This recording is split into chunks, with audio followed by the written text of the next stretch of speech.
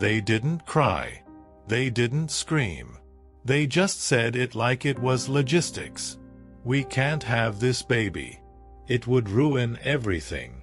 Not a child. Not a soul. Just a problem.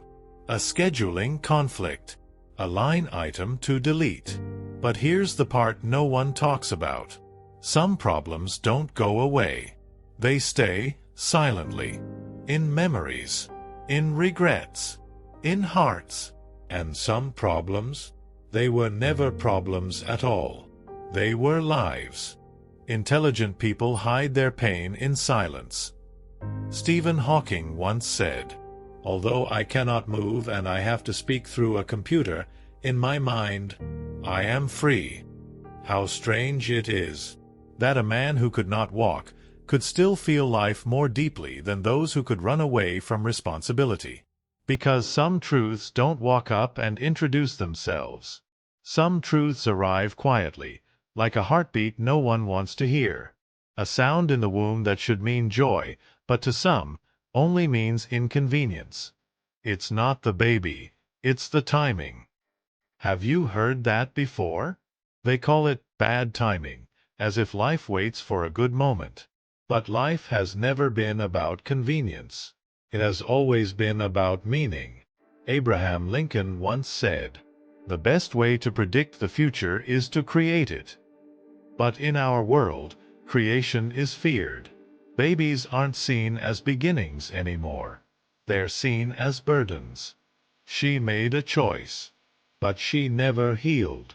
There's a woman named Elise, 21 years old, college student, bright, driven, pregnant. Her boyfriend told her, "If you keep it, I'm leaving." Her mother said, "You'll ruin your life." Her professor said, "You're smarter than this." So she fixed the problem. She walked into a clinic.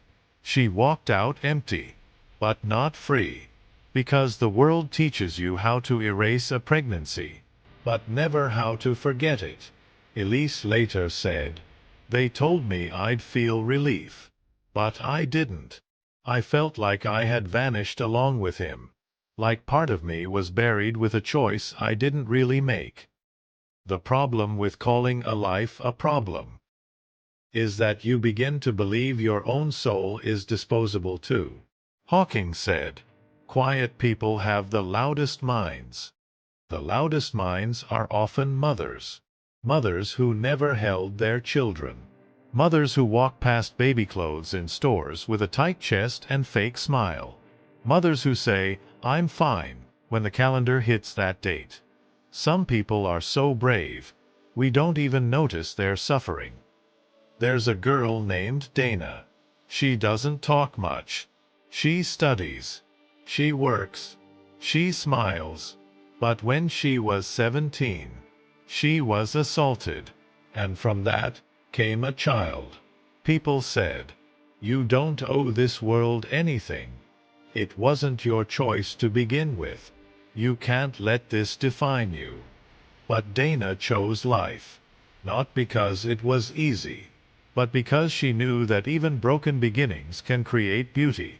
Her daughter is 6 now. Bright eyes. Loves to draw butterflies. And every time Dana sees her smile, she says quietly, "You saved me. When everyone said you would break me." Silence and smile are two powerful tools. They say, "Don't judge." But judgment is everywhere. At schools. At dinner tables. On social media. Everyone has an opinion. But no one stays for the aftermath. Stephen Hawking said, "The greatest enemy of knowledge is not ignorance. It is the illusion of knowledge." People think they know your story after one sentence. She was too young. He wasn't ready. They made the right decision. But truth? Truth lives in the nights you don't sleep, in the songs you skip, in the what-ifs you never say out loud.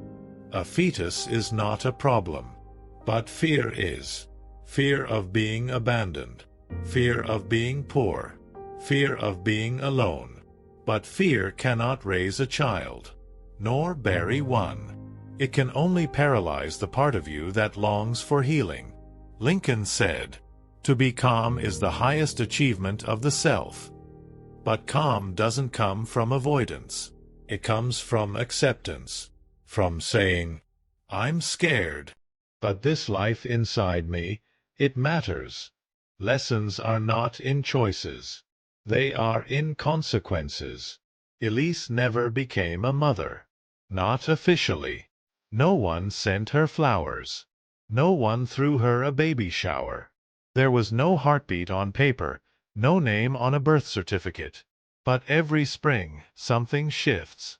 The weather warms, and so does the ache. She counts quietly in her mind. He'd be 4 now, 5, 6. She imagines what his laugh might have sounded like.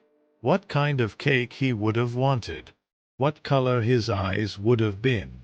She doesn't light candles. She doesn't cry in public. She just remembers. Quietly. Alone. Because grief, when unspoken, becomes a second language. And Elise is fluent. Dana lives in a small apartment. The walls are thin. The fridge is often quiet. She juggles shifts, counts coins, stretches hours. 3 jobs. No backup. No breaks. She's tired in her bones, but she keeps going. Not for herself, but for the little voice that yells, "Mama," when the door creaks open. A pair of small arms that don't care about late rent or broken shoes. To her daughter, Dana is a superhero. Not because she's perfect, but because she stayed. She chose love when fear was louder. And every time that little girl falls asleep on her chest, Dana whispers, "You were never a burden. You were the beginning of my strength." And somehow that word, "Mama," is enough to keep her going one more day. Don't let society gaslight your soul. They will tell you, "It's just tissue. You're not ready. You'll thank us later." But what they won't tell you is that grief doesn't care about science. It doesn't ask for your age, or your relationship status, or how much money you had in your account. The body remembers. The mind replays it. The heart reopens it, over and over again. And just because something is small doesn't mean it is meaningless. Just because a heartbeat is quiet doesn't mean it isn't sacred. Because life doesn't need to be loud to be real. It just needs to be felt. You don't need to explain your pain. Because you were never just making a choice. You were carrying a moment that would echo through the rest of your life. A decision the world expected you to forget, but your heart never would. You weren't signing a paper. You were closing a door with someone still inside. And no matter how quietly the world tried to erase that memory, it lives. In your silence. In your tears. In your strength. A wise man once said, "Spend time with those who love you unconditionally. Don't waste it on those who only love you when the conditions are right." So if no one clapped when you chose life, clap anyway. If no one stayed when you broke down, stay anyway.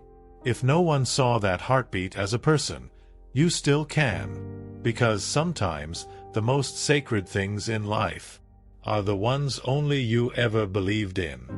Life, even unwanted, is still life. Some problems solve themselves. They fade quietly, with time, with distance, with forgetting. But some problems don't disappear. They grow up. They speak. They fight. They create. They love. Some problems write books that change hearts. Some invent cures that save lives. Some stand on stages, raise children, or simply sit beside someone who needs them. Every single person you've ever admired. Every mind that shifted history. Every voice that broke silence. Every soul that touched another. Once existed as nothing more than a heartbeat. A flicker in the dark. a maybe. They were not a mistake. They were not an interruption. They were miracles waiting to be known. And so are you. So is every child, loud or quiet, planned or unexpected. Because life does not need permission to matter. It matters the moment it begins. Let others debate when it counts. Let laws argue about when it starts. Let the world call them problems. But we will call them what they are. Lives. Sacred. Silent. Still beating, even when unheard. An intelligent person keeps three things private: their financial life, their personal goals, and their struggles. But sometimes, silence becomes a prison. Sometimes, the things we keep private are the very things that are killing us quietly. Struggles left unspoken turn into shame. Pain that's hidden too long becomes poison. Maybe, just maybe, we need to speak this struggle out loud. Not to gain sympathy, but to remind someone else that they're not alone in the dark. Someone out there is carrying the same guilt, the same ache, the same impossible decision. And they don't need your advice. They don't need your opinions. They need your honesty, your compassion, your voice, steady, even if it shakes. Let the world call them problems. Let the headlines debate rights and timing. Let the noise drown in opinions. But we will call them what they truly are. Not mistakes. Not burdens. Not complications. We will call them lives.